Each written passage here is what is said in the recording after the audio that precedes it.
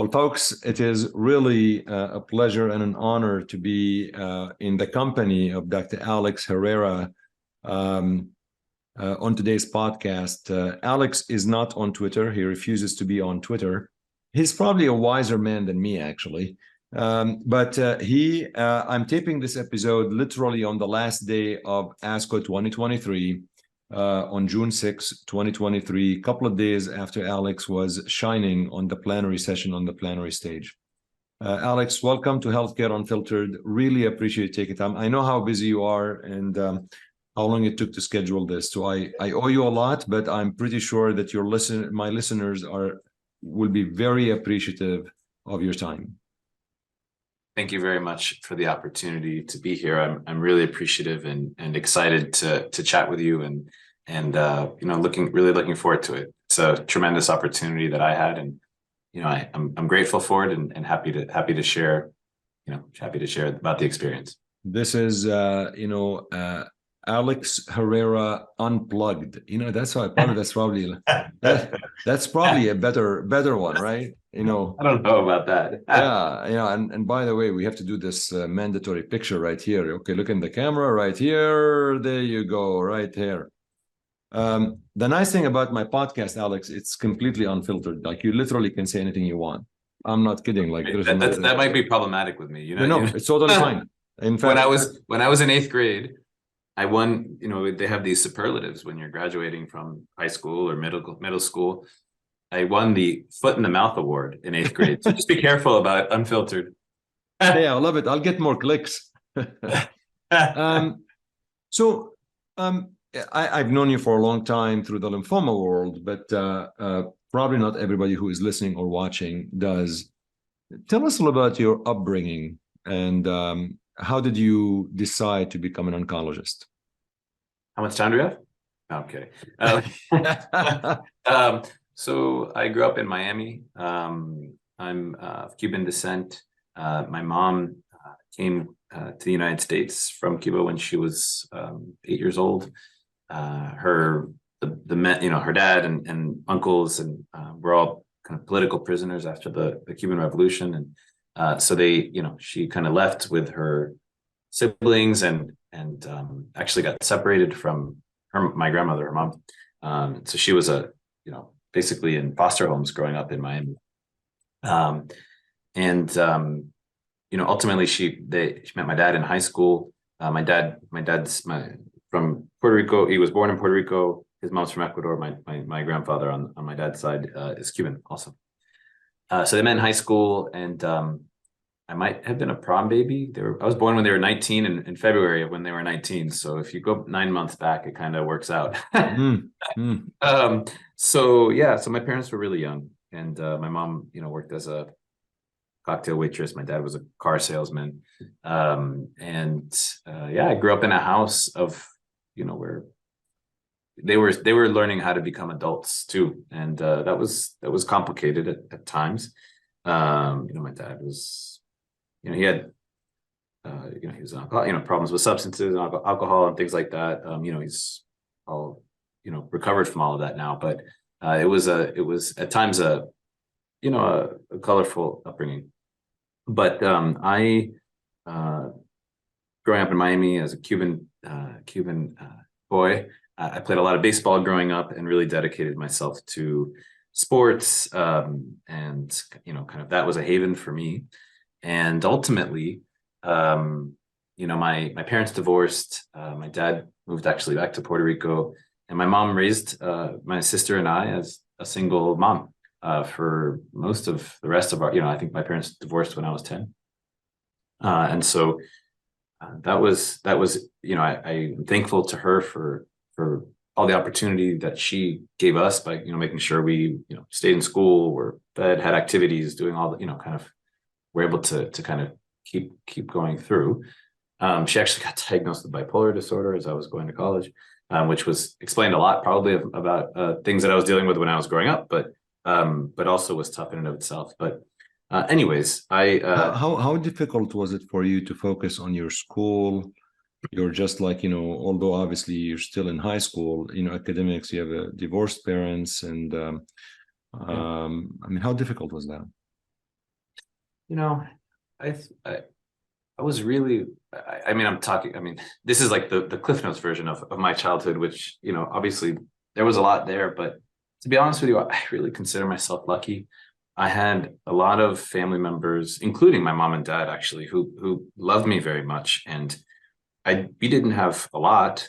And there were a lot of things going on in life that presented challenges, but what I did have a lot of was love, and attention, and everybody really, I always felt very cared for. Like people promoted they were really supportive of me. And so, they supported what, sports that I was interested in.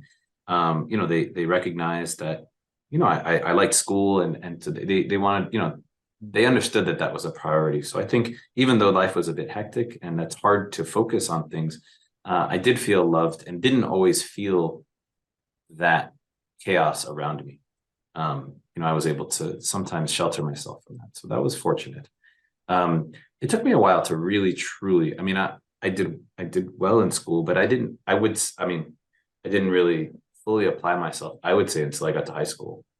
And, I kind of got by a lot of the time when I was younger because so much else was going on in my life and I didn't have time to do homework all the time and things like that because of, a little bit of that chaos. But, at some point it clicked and I actually went, I was not doing great in the public school system. I went to private school. And actually it was something really interesting. They gave my first report card, they put your class rank on it. It's kind of an interesting thing. Like they gave you a running tally of your class rank. And it turns out, I guess I'm a pretty competitive person because I saw that and I was like, oh, I have to do better than that. And so from that point on, I got straight A's after that. After never having gotten straight A's, I never got straight A's my entire life. But after that, it was like something clicked and I applied myself. And once I applied myself, I realized, I had always loved learning.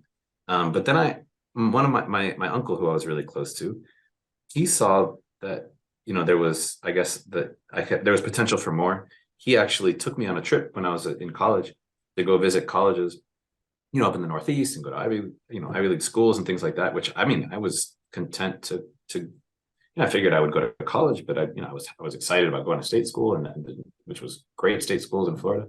And when I saw, when I had my eyes open to what was possible, I kind of saw it as a ticket to a different life and a different, that I had known, and opportunities that I hadn't had before.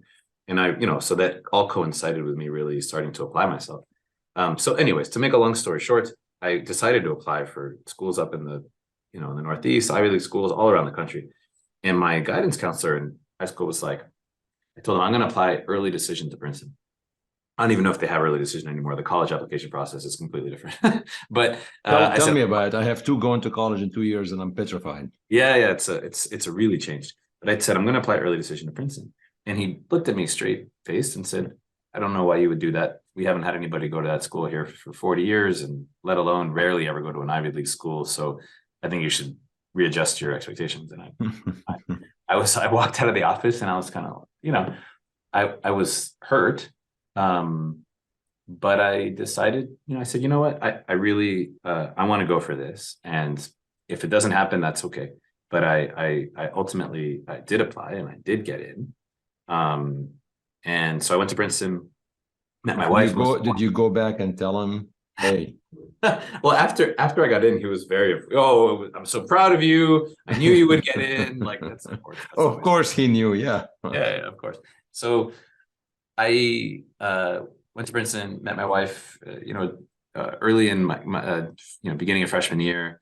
And by that point I was really, I was more focused. I was applying myself. I knew I was, but as an immigrant, it's like my family was like, you can either be a lawyer, a doctor, or a businessman. And so I started off as an econ major, taking pre-med classes. I said, law's probably not for me. So I was keeping all doors open.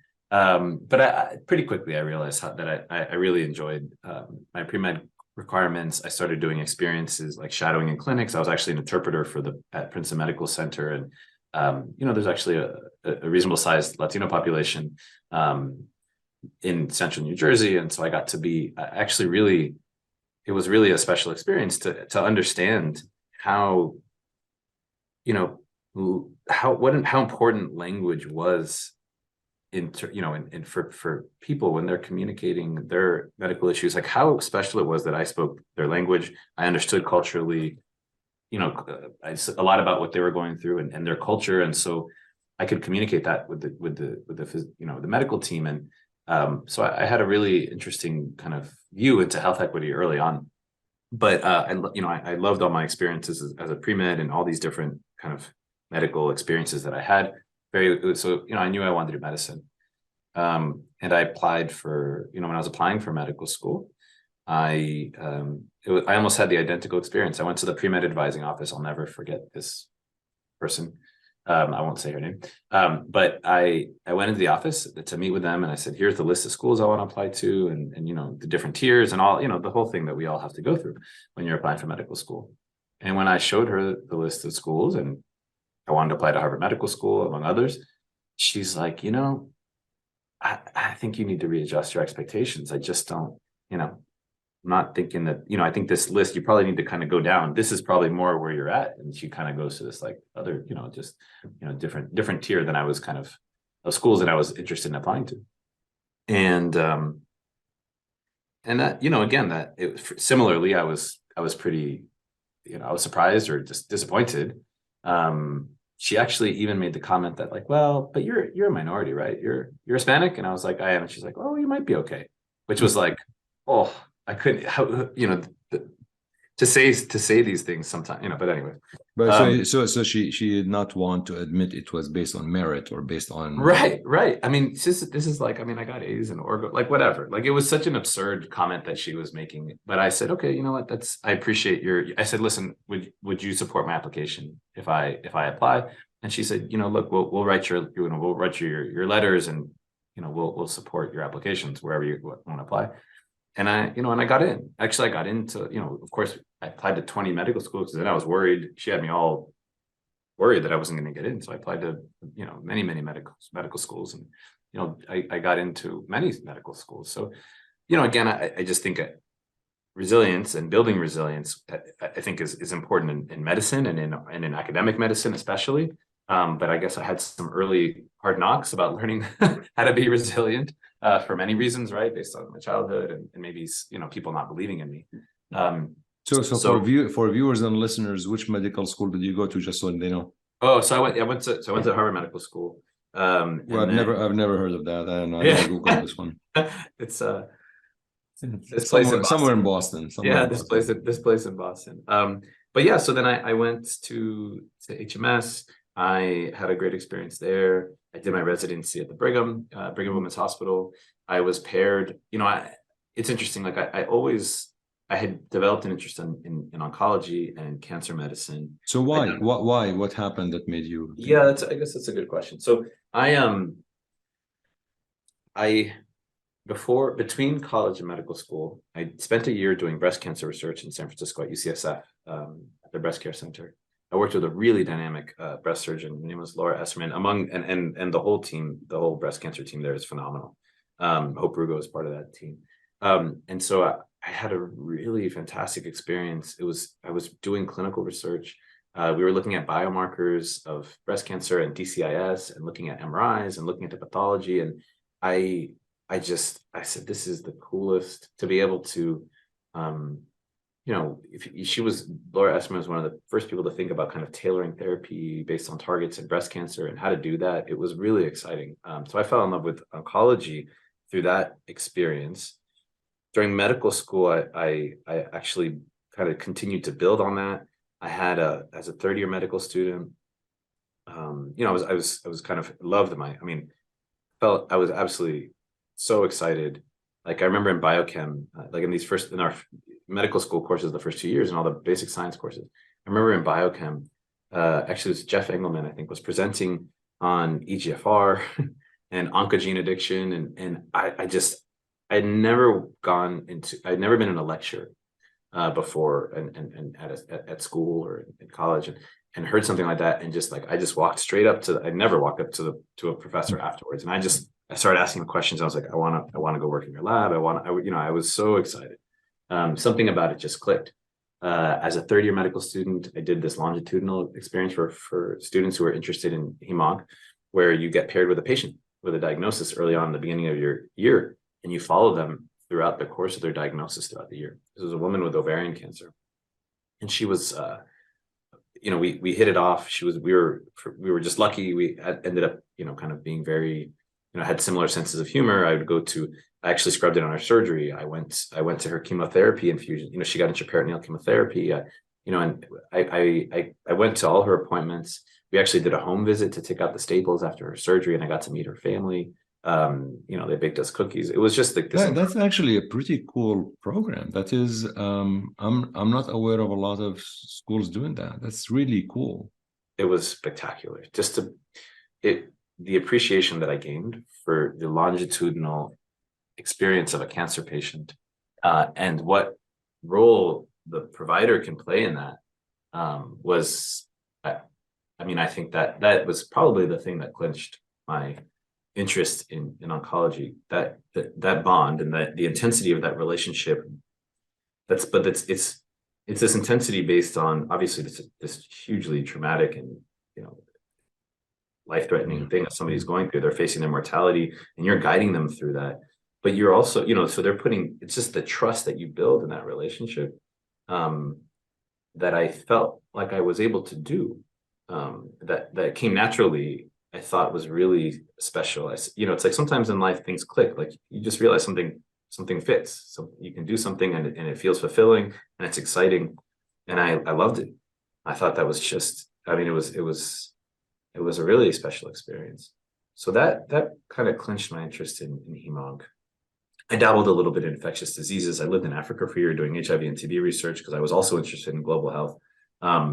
But ultimately I realized that, to do that job, you really need to travel a lot and you need to be in country a lot. And I said, you know what, I envision my life as having an outpatient, practice and hem-onc practice ultimately in the United States and having a family. So that I kind of very quickly came back to hem-onc. In fact, every time I would talk with my mentor on that, I did this year of infectious diseases research, and we would talk, and I would be talking about a cancer patient I saw in the wards, and he was like, and every time I would start, he was like, "You're going to be an oncologist." And I was like, "No, I'm really excited about the research that we're doing." It's like, it's okay, like that's a part of life, right? Like understanding what you're passionate about is important. So yeah, I did my fellowship at Dana-Farber. I stayed at Dana-Farber. During residency, I had started to work with some of the docs at the Farber and at the Brigham, actually, and I was paired with Francisco Marti, who was an immunocompromised infectious diseases researcher at the Brigham, and with Anne Lacasse, who is who's a lymphoma doc, who you may know from also being with me on the big stage at the plenary stage. It was really special to have her be the plenary discussant. But so we did this research together. I did some lymphoma research, but then also I did a research project looking at this complication of patients who undergo cord blood allogeneic stem cell transplantation. And my first author research paper that I ever published was in the New England Journal of Medicine. Your first paper ever was in the NEJM? Yeah. Yeah, let me just cry because that is, my first paper. I think it's kind of this impossibly high bar to set, right? I mean, it was you don't even know what you've achieved. I had no concept of what that. I mean, I understood what it meant, but you still don't know really. So that was I feel like the rest of my career I've been. It was all downhill. I think you've gotten a couple of them there as well. Don't worry, I'm not worried about you. Yeah. No, I'm kidding. But so I was able to do research, as a resident, which was really fun and special, solidified my interest even more. I did my fellowship in Boston at Dana-Farber and MGH, and worked with the bone marrow transplant physicians and the lymphoma team. Philippe Armand was my primary mentor, and I was really excited. That was right when kind of immunotherapy was coming of age, and PD-1 blockade was really exciting. Making a splash, and we were treating the first lymphoma patients with PD-1 blockade, and Philippe was a part of those studies, it was phenomenal, right? To be, all we ever had was chemotherapy, really, for the most part, and to be able to have patients respond to an antibody that was, it turns out to have been very targeted for Hodgkin lymphoma at the time, but we didn't totally, we just were starting to understand that, was really neat. And so we worked together and started to write, trials, and it was a really exciting time. And my wife and I, had our first child when I was in fellowship, and it was time for her to, she's an oceanography professor. She's far, far smarter than I am and cooler. And yeah, she's really the star of the show. But she got, it was time for her to apply for a job. She was finishing up her postdoc, and she got a job at USC here in the Los Angeles area. And we were able to defer the position for a while they built her lab. But ultimately, she had to come out here. And so I moved her out here and my 4-month-old son, and I started flying back and forth every 3 months to visit them. Oh my God. My heart broke. And I was like a second-year fellow. My heart just broke more and more every time I was flying back to Boston. And I said, after 3 months, I was like, we were planning to do a whole year and a half of it. And I said, I can't do it. And so that's when ultimately I came to City of Hope. I was able to essentially make it like an away year with the ABIM. So I was still double board out. I was He-Man on boarded, and it all worked out. I continued to do research with the folks at the Farber, and then actually combined that research with folks here at City of Hope. And that led to some of the first publications that I really had in lymphoma, that were joint projects between City of Hope and Dana-Farber. So I came to City of Hope, and the rest is kind of history. This place has been extremely supportive of my career. All the people here, I was a really eager beaver and was excited to open immunotherapy clinical trials and do clinical research. And I was, really afforded every opportunity and I got, obviously I was excited about immunotherapy and was able to open, different trials in Hodgkin lymphoma and other non-Hodgkin lymphomas. And I at first I wanted to be, and this is, I guess, thinking about like lessons as a kind of coming through this whole process of life. And I remember I said, I'm going to be the PD-1 guy in lymphoma. Like, I'm going to be a modality person. I'm going to be this immunotherapy person. Not to say that that's not possible. We have CAR-T and other modalities where people really, stem cell transplant, where people are focused on a modality. But, it turns out, so I had all these trials in non-Hodgkin lymphomas, T-cell lymphomas, B-cell lymphomas, looking at PD-1 blockade. And as now we know, it doesn't really work all that well, except for Hodgkin and, maybe some other subtypes, right? Perimetastyle lymphoma. And so I had to learn how to pivot, right? I said, okay, well, I thought I was going to build my career on this thing that really doesn't work for the most part, except for these very specific diseases. And so I realized it really became more about being a Hodgkin lymphoma expert as opposed to a PD-1 expert. And that ended up being a really important step in my career, because from there on, it just, a lot of advances have come in Hodgkin lymphoma with all these, with novel therapies and how to integrate them and how to move them earlier in the course of therapy. And even though the initial trials were, were kind of already completing, by the time I was coming into the field, I was able to look at combinations and earlier lines of therapy. And that's really kind of how I got my start. So was it because in the Brigham, the Dana-Farber you worked with, and that's how you decided to do lymphoma? Because your initial exposure in cancer was to a woman who was diagnosed with ovarian cancer. It's a great point. The Brigham and Dana-Farber, I think as residents we rotate through the bone marrow transplant service, and so I early on I developed an interest in heme malignancies. During oncology fellowship, I actually thought about some solid tumor, thinking I was like actually really like the thoracic group at MGH and at the Farber is really strong. And so I thought about thoracic oncology too, because of the targeted therapies at the time, but ultimately there was something special about lymphoma. The fact that there are so many different subtypes of lymphoma, I said, this is always going to be exciting. It's never, there's never a dull moment, right? You're seeing a marginal zone lymphoma patient, you see a Hodgkin lymphoma patient. There's, so many different subtypes of Hodgkin and non-Hodgkin lymphoma. So that was exciting to me, being able to see patients across the age spectrum. So from the very youngest patients, right, with Hodgkin lymphoma to, the patients who are, middle-aged or even older, I thought that was actually really neat to be able to have a variety of types of patients that you see. And then truly, like because I loved that longitudinal experience that I had with this patient with ovarian cancer, I understood that like lymphoma, the reality is we do cure our patients a good chunk of the time with aggressive lymphoma and with Hodgkin lymphoma especially. So that really appealed to me. I understood that as a academic lymphoma doctor, I was going to be seeing patients with very relapsed and refractory disease. And so there was that balance between, you have the worst lymphoma is just as bad as any pancreatic cancer, right? But to see that spectrum really appealed to me. Also at the time, ibrutinib, brentuximab vedotin, all these drugs were the very first kind of initial novel therapies aside from rituximab. We're starting to come up, we're really coming online. And I just, lymphoma to me seemed like the space where there were so many trials opening, there were different targets, there were different agents, and it seemed like a place where I could really do exciting research quickly.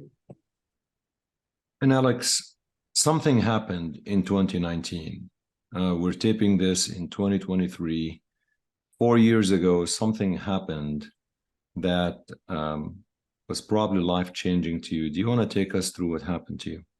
Yeah, absolutely. There's a lot of, 4 years later, the lights in my office are on and they're very bright. I have a big, huge, three bright lights on, just to make sure that there's not too much shading on my face. And that's notable because back in 2019, I had a head injury actually when I was skiing.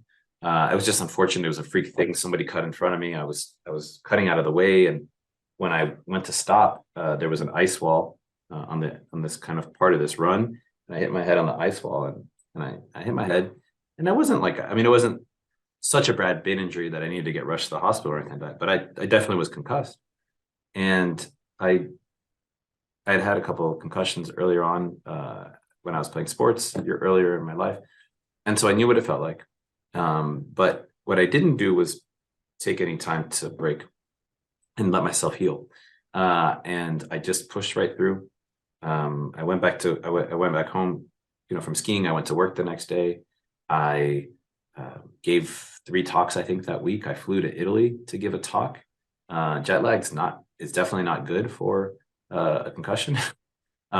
It's important to get sleep and to rest. And so it was a really important thing that happened to me because I had all of my life just operated under the assumption or the guiding principle that if I just work hard enough, I can make anything happen.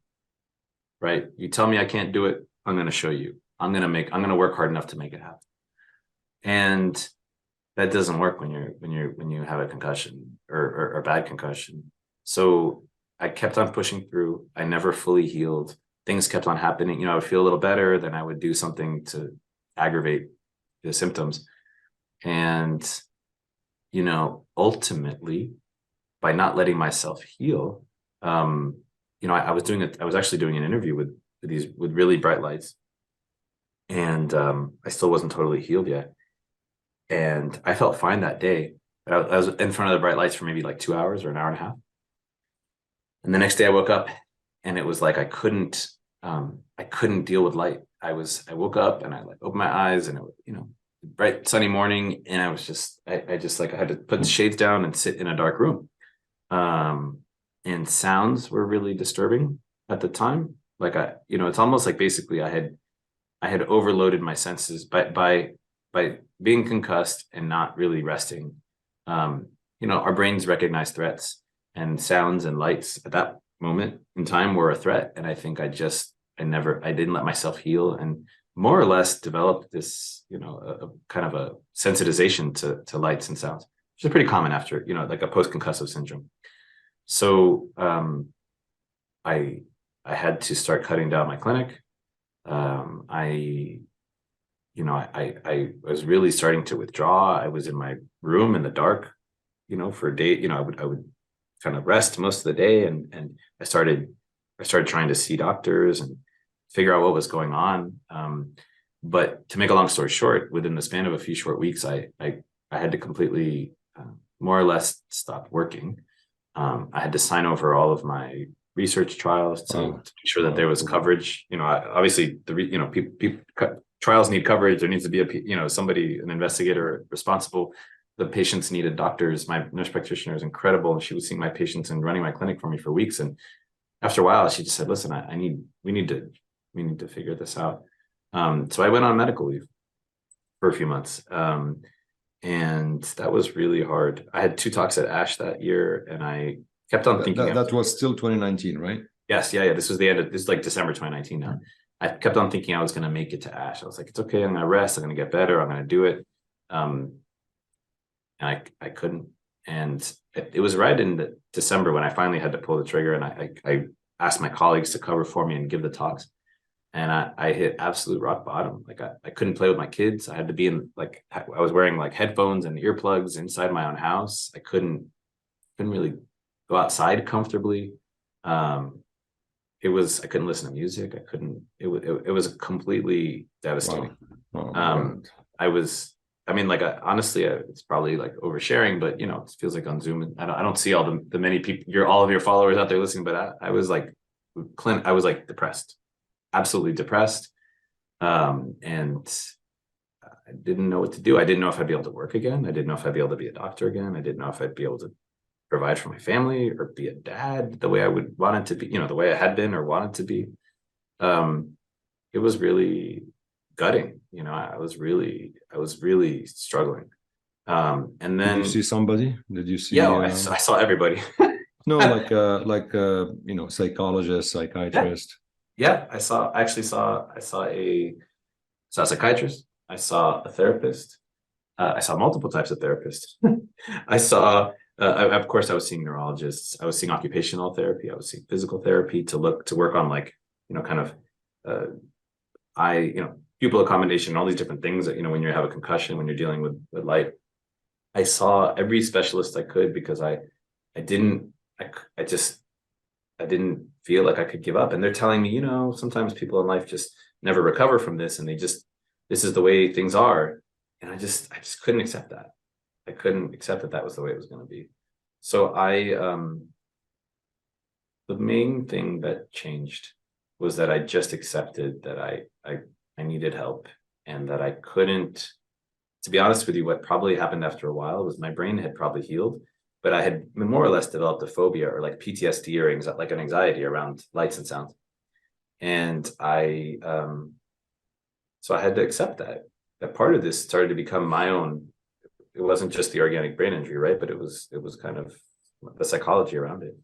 So I was on meds for the head injury, and all the, I was going to multiple different types of therapists. I had to do cognitive behavioral therapy to kind of do exposure therapy to all these, lights and sounds. And anyways, I ultimately just, once I accepted help and kind of resolved myself to do the hard work of getting better, the slow and long way, I did start to feel better. And of course, I was just about, it took me a couple months of really kind of exposure therapy. I'd come to clinic, I'd come to work, and I would come to clinic and just sit under the fluorescent lights and read a magazine, like a travel magazine. And they were, all the patients, all the nurses were like, "Oh, we're so excited to see you. Are you back at work?" And I was like, I just needed to get used to the environment again. So that when I came back to work, I wasn't, worried about the lights and the sounds. It was just like I could be present for patients. So it took a couple months. I got better enough to come back to work. And at that point, I was like, hey, you know what? If I can just make a living again and see patients, that would be great. And I came back to work on March 1st. And within 2 weeks, the COVID pandemic started. Oh, and the rest of that story is history. But thankfully, I was ready to come back. And it took a few months to kind of work my way back to doing research and everything. But I was able to do that. And as I did more and more and really kind of felt back to myself, I would actually have occasional times where things didn't go well, right? I would have a bad day. I wouldn't feel well. I'd be headachy or whatever it is. And that, every little blip like that, every setback, sometimes the setback would last 3 days. Sometimes I actually, since I've told that story, since I was interviewed for the ASCO post, I actually, right before ASH this last year, for a week or two, I actually was playing soccer with the kids, and I headed a ball and it really threw me off. Probably was just panic about having hit my head, right? Yeah, But yeah. I couldn't separate organic, like something that was real versus just kind of psychological. So even before ASH, for a couple of weeks there, I was a little shaky. But every little blip and every setback that you can kind of that I was able to come back from made me more and more and more and more resilient. And I think there are so many lessons. Obviously, like life is just one string of lessons at the end of the day. But this idea that, so I always interpreted strength as never getting knocked down, right? I think that's like, you interpret strength as, you think about physical strength, and we maybe underestimate sometimes the ability to, it's like actually getting knocked down is going to happen to everybody. It's really getting back up that is the strength, right? Like getting knocked down and just finding a way to get back up and put the pieces together. And it doesn't have to be pretty. Sometimes and it's really hard. But everybody's going to get knocked down. And that realization wouldn't have come without everything that I had gone through. Now I wish I hadn't had to go through it to learn those lessons. But I didn't have good coping mechanisms. I was kind of a one-trick pony. I had always just worked hard and just gritted through and got it, gritted my teeth and gotten through everything. But that doesn't work when you have a concussion, you have a brain injury, and you need to rest. So I learned other ways to cope and be resilient, and that ended up being really important. And I'm still learning those lessons. Did this affect how you conduct your day-to-day work, how you deal with family, with patients? I mean, I think, I don't want to put words in your mouth, but what you're describing is like a life-altering event to me. Yeah, it does. I think I'm a much better physician because of it. I'm a much more empathetic physician. It's not to say that I wasn't empathetic before. Actually, I feel like I actually was quite empathetic before. But it's helped me understand, like, for example, to bring it back to Hodgkin lymphoma, these patients are young and they're going through this incredibly traumatic experience, a life-threatening, they're facing their mortality at an age where you're probably not ready to do that yet. But you get this diagnosis, you go through treatment, and at the end, we get this PET scan, and 80-90% of the time we say, congratulations, the PET scan looks great. I'll see you in 3 months. Go back to school, go back to your job, good luck. And that transition time is such a difficult time for people because they've been going through this whole experience. And now all of a sudden that readjustment back to normal life after having gone through all that is tough. There's scan anxiety. There's, every physical symptom that they feel is they're convinced it's recurrence, right? And that makes sense given what they've gone through. Yeah.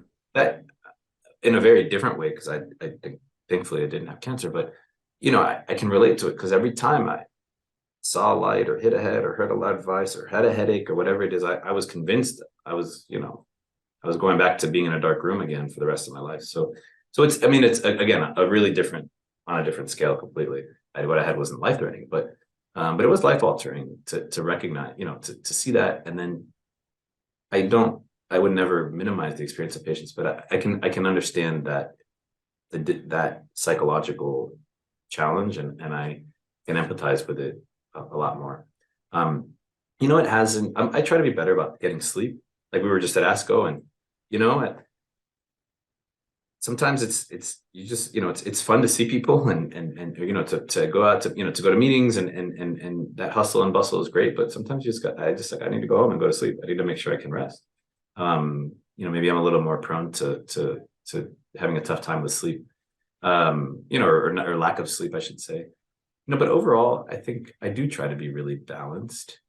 I should say, I don't think there's any such thing as work-life balance. Like basically, Doesn't exist.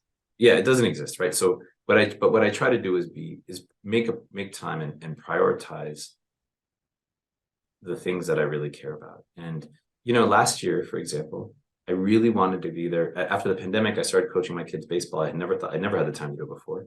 And I really wanted to be there for them.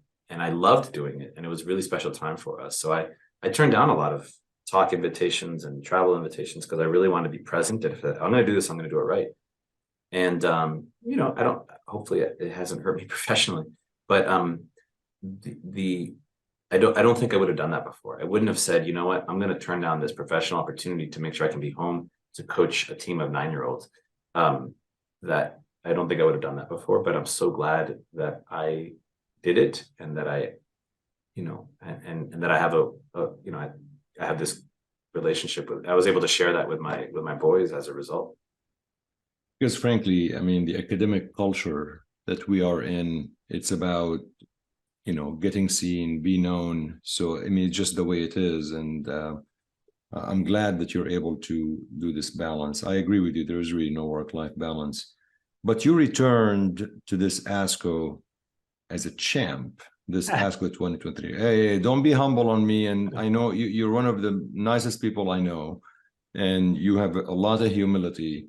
But it's okay. You can brag and you deserve it. Not a lot of people get on the podium in front of 10,000, 20,000, 30,000 people. So you've earned it. Brag a little bit. How tough was it, Alex? And, we'll talk about the trial very briefly because a lot of folks probably know about it. But how tough was it? Like, take us through, you came up with the idea and then it became an intergroup study. And like, take us maybe briefly through the process. And what did it feel like opening this email or whatever? Like, it's an Academy Award calling you at 5 a.m. You won the Oscars. Right. So I will say a lot of the credit for the initial conception of this particular trial belongs with a couple of folks. So, I mean, I think there was starting to be data about PD-1 blockade in the frontline setting combined with chemotherapy. I think there started to be, to become the idea for this opportunity to introduce PD-1 blockade as part of frontline therapy. Brentuximab vedotin AVD had been approved based on the Echelon-1 trial in advanced stage Hodgkin lymphoma. But admittedly, the bar seemed high. We still had RATHL. There was still kind of discussion and a lot of controversy about what we should be using, whether we should be using the old standard AVD or brentuximab vedotin AVD. And so it was a little bit of a tricky landscape, right? PD-1 blockade looks great, but the bar is really high. And then we're still not even clear on what we use. And so, Jonathan Friedberg is the chair of the lymphoma committee at SWOG. Kara Kelly, who was the chair of the Hodgkin Lymphoma Committee for Children's Oncology Group at the time. And if you, it was this, as this opportunity became apparent, they really, started to conceive. We started to conceive of this idea that, maybe we could take this bold stroke, test PD-1 in the frontline setting, and harmonize the treatment of pediatric and adult patients, which has been different for decades. And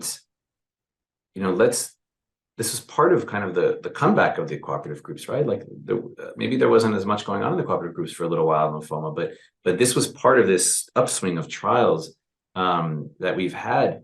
And this was a bold stroke, but we built consensus. We got everybody, we got people, lymphoma docs from around the country, the heads of the lymphoma committees, CTEP, BMS, obviously in this case. And we got everybody together and we said, thought leaders, and we said, let's build consensus around what this trial is going to look like.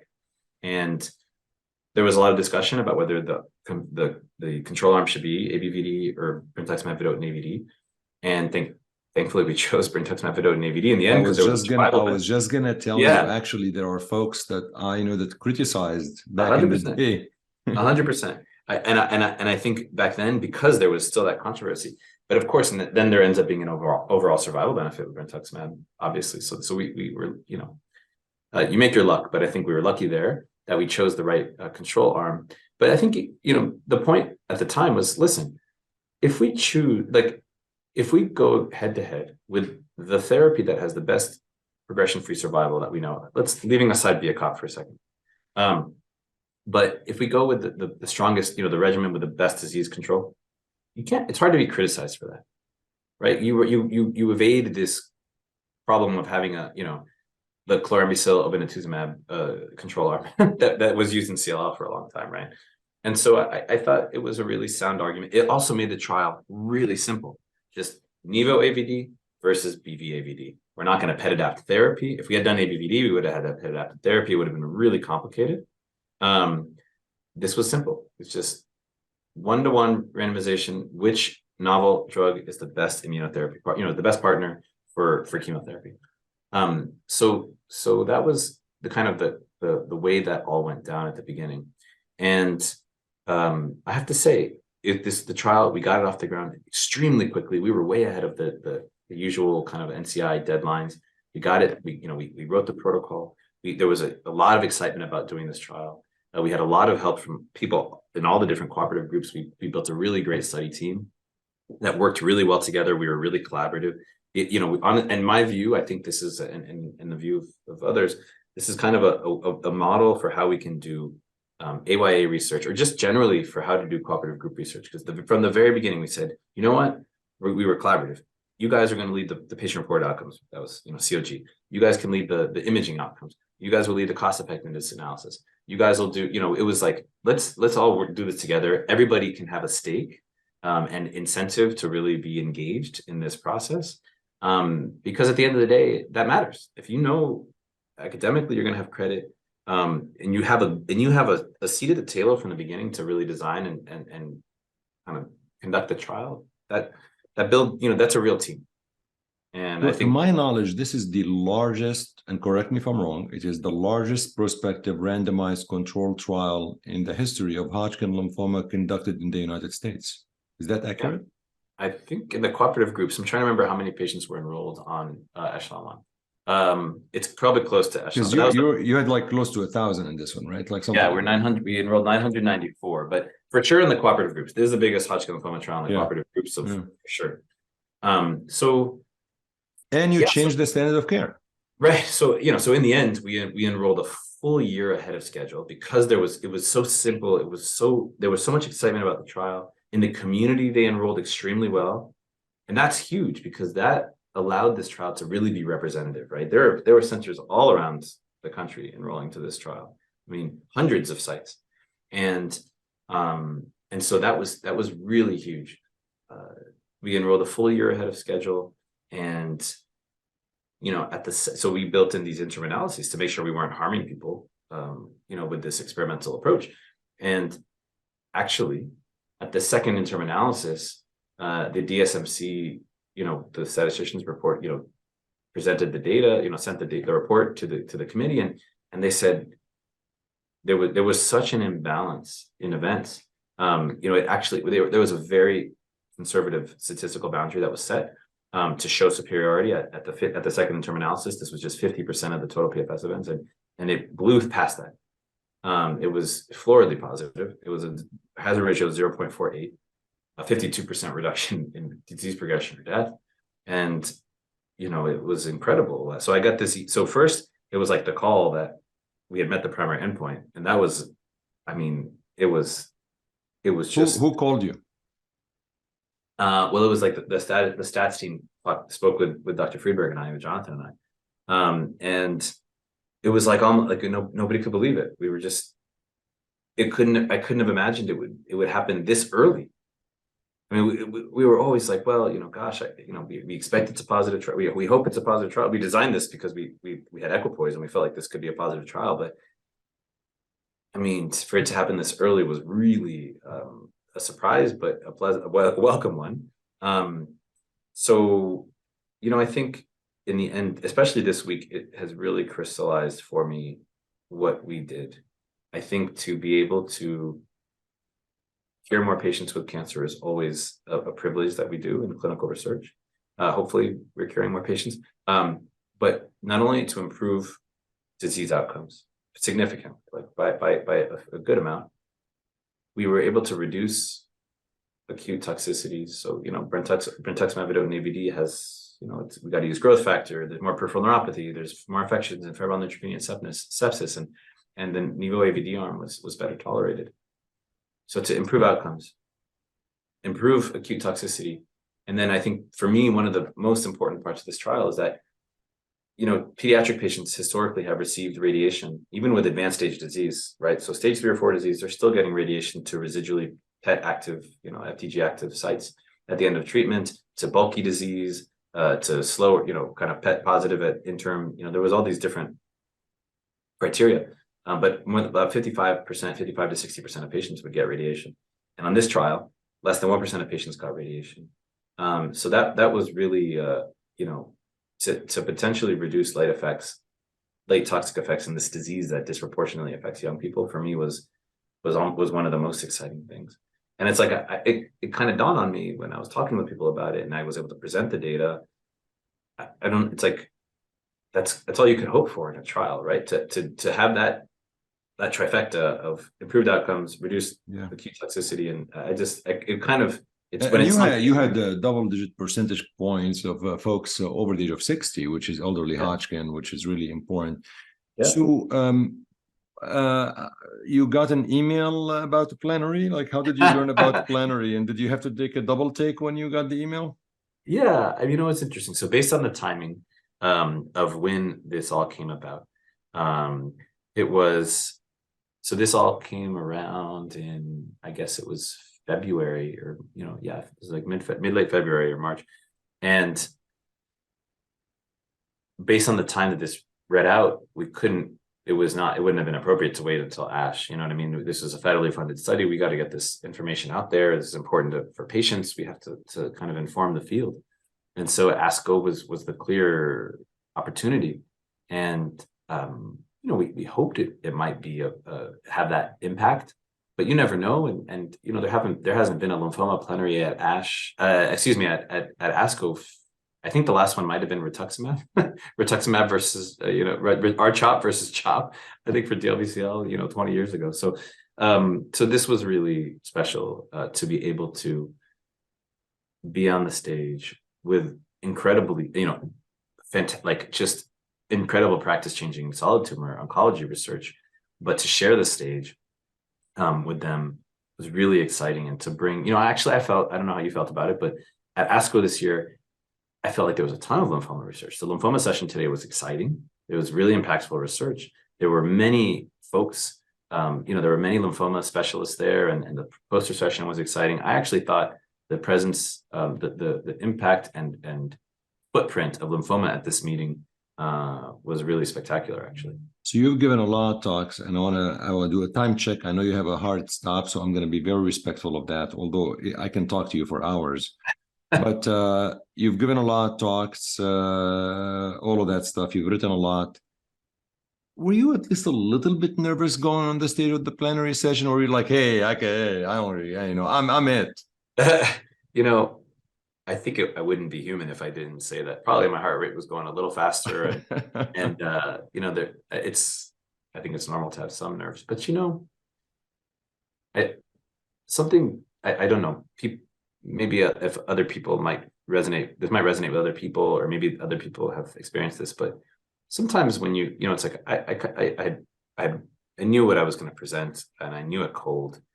And sometimes, like, in the moment, it's just like everything else there was just this calm that just happened. And it was like you go into a trance almost. And I was just like, it was like the movie Old School, where Will Ferrell gives this speech, and it's like, he's like, at the end, he just wakes up. I mean, I'm joking, but it just, I don't know, something just it was just very exciting, but I wasn't panicked. I didn't have this huge adrenaline kicking. Like, actually, when I presented the plenary talk for Zuma 7 at ASH back in 2021, I guess. And I was a lot more nervous that day than I was than I was on Sunday. I don't know, maybe it's because I had been on a big stage before, never presenting my own research, but something, I was calmer. You were very calm, and the presentation was excellent and great. How special was that Anne Lacaze, who was the lymphoma specialist you worked with at the Farber, was the discussant of your abstract? I wonder, actually, was that by chance, or was it matched because she worked with you? I don't think it was necessarily because we had worked together before, but I think she had been involved with the ASCO, program committee. But it was really special. One, that probably had a calming effect because, we know each other well. We were, in the back, green room, and I was showing her pictures of my kids who she met when they were, 4 months old, and I was carrying them into like the fellows room as a fellow. But, we were able to just catch up as old colleagues and friends. But it was really special. I think it just felt like things had come full circle. I had this journey with some pretty significant bumps along the way. But at the end of the day, there's this overall trajectory, right? And I've been fortunate and worked hard, but made sure, that trajectory has been a really, positive one for me. And to have Anne, who was there, kind of early on in my journey and played a role and was a mentor for me. And we did research together, and she was so supportive of me early on in my career. To have her kind of be with me on the stage, that day was really special. And that's something that you don't forget, those days in your life. They don't come that often, so it was really special. Alex, congratulations on everything you've done, everything you've accomplished. I can honestly say that, again, everybody cheers for you and very happy for you. And my plea for you to get on social media actually is just because I think a lot of people would love to hear from you, honestly. I think that you can bring a lot of, not only the science, but you're an inspiration to a lot of people. And I'm a little bit older than you, but you inspire me. And truly, and I speak with a lot of people. And the fact that you have agreed to come on my podcast means a lot to me. It's absolutely my pleasure. Thank you for the opportunity. And maybe I'll think about it. I don't know. I feel like the balance, there's no such thing as balance, but my balance might even be harder if I join Twitter. let's think about it before Ash. Monty and I will convince you. Okay, all right. Well, I will agree to consider and to talk about it more. I like that. Now you're talking like a politician. Alex Herrera, the one, the only, the myth, the legend on Healthcare Unfiltered. Very grateful you came on the show, and thank you so much for being the human being that you are before the researcher and before the physician. Thank you, Shadi. No, it's my pleasure.